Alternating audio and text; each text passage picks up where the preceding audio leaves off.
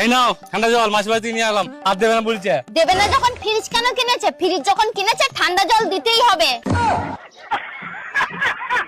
হ্যাঁ ঠিক আছে, ভাত দে, ভাত খাবো। ভাত হচ্ছে, বেশি বকরি না, যা গিয়ে গাছতলে বস গা, ভাত হয়ে গেলে ঠিক ডাকবো। তোর ভাত হবেও না, সারাদিন বসে বসে সিরিয়াল দেখবি, তাহলে ভাত হবে কি করে? যত সব আল্লাহ, সারাদিন পর দুটো ভাত খাবো তাও খাইতে পারবো না, যত সব।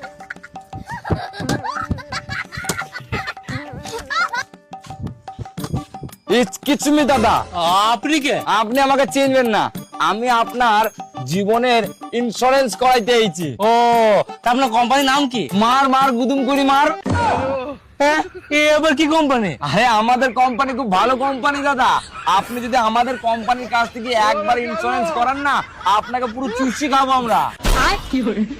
না না, আমি কোনো ইন্স্যুরেন্স করাবো না। আরে দাদা করেই নেন। আরে বলছি যখন করাও না, তুমি বেঁচে থাকতে তো আমি কোনো লাভ পেলাম না, তুমি মরে গিয়ে যদি কোনো লাভ হয়। হ্যাঁ দিদি ভাই, আপনি একদম সঠিক কথা বলেছেন। দেখুন 12টা 15 বেজে গিয়েছে, আমি আপনাকে একটা ভালো স্কিম বলছি। 5,000 টাকা দিয়ে আমাদের কাছে ইন্স্যুরেন্স করাবেন, আর আপনার স্বামী যেই দুর্ঘটনায় মরে যাবে, আর আপনি ওই ডেথ সার্টিফিকেট দেখিয়ে আমাদের কাছ থেকে 50 লাখ টাকা পেয়ে যাবেন। আরে 50 লাখ টাকা পাবো সে তো বুঝলাম, কিন্তু কি দুর্ঘটনায় পাবো সেটা তো বুঝলাম না। ও বুঝতে পারেননি? আমি বুঝিয়ে দিচ্ছি আপনাকে। ধরেন আপনার স্বামী মাঠে যাচ্ছে, আর মাঠে যেতে যেতে একটা বড় ধারি খরিস আপনার স্বামীর পায়ে ফাঁস করে বসিয়ে দিল। তাহলে ধরেন আপনার স্বামীটা দুর্ঘটনায় মারা গেল, আপনি 50 লাখ টাকা পেয়ে যাবেন। আর ধরেন আপনার স্বামী গো সাপের মতন রাস্তা দিয়ে যাচ্ছে, আর যেতে যেতে পেছন দিয়ে একটা ডলাই মেশিনে যে এমন ডলা ডইল আপনার স্বামীকে, আপনার স্বামীর 1.5 কেজি গো 3 কিলোমিটার দূরে গিয়ে পড়লো, তাহলেও আপনার স্বামী দুর্ঘটনায় মারা গেল। এইভাবে মরলেও আপনি 50 লাখ টাকা পেয়ে যাবেন। আচ্ছা আচ্ছা। আর ধরুন এই যা গরম পড়েছে, আপনাদের বাড়ির পাখাটা কোনদিন খারাপ হয়ে গেল, আর ওই পাখা ঠিক করতে আপনার স্বামী গেল, আর ওই ঠিক করতে করতে পাখার ডান্ডিতে আপনার স্বামীর গলাটা কেটে গেল, তাহলেও আপনি 50 লাখ টাকা পাবেন। এটাও দুর্ঘটনার মধ্যেই পড়ে।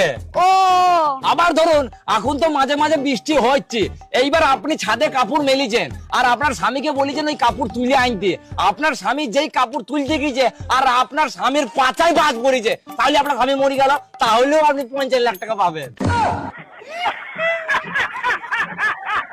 আচ্ছা আচ্ছা। আবার ধরুন আপনার স্বামী রাত্রিবেলায় বাইরে শুয়ে আছে, একটা দামড়া ষাঁড় এসে আপনার স্বামীকে সিঙে করে তুলে একদম বাবা শিবির কাছে পাঠিয়ে দিল, তাহলেও আপনি 50 লাখ টাকা পাবেন। আচ্ছা আচ্ছা বুঝেছি। কত লাভ দেখেছেন? এবার বলুন করাবেন কি করাবেন না? আরে করাবো না মানে, এতে তো লাভ